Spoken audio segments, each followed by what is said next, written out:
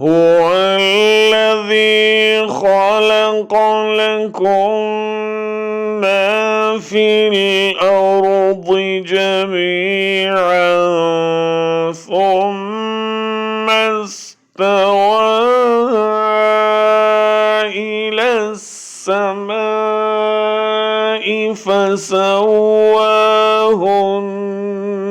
سبع سماوات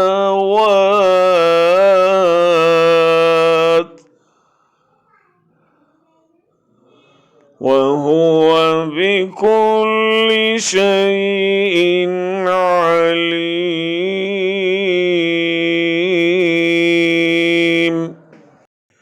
वो अल्लाह जिसने तुम्हारे लिए ज़मीन की तमाम चीज़ों को पैदा किया, फिर आसमान की तरफ कसद किया और उनको ठीक ठाक 7 आसमान बनाया, और वो हर चीज़ को जानता है।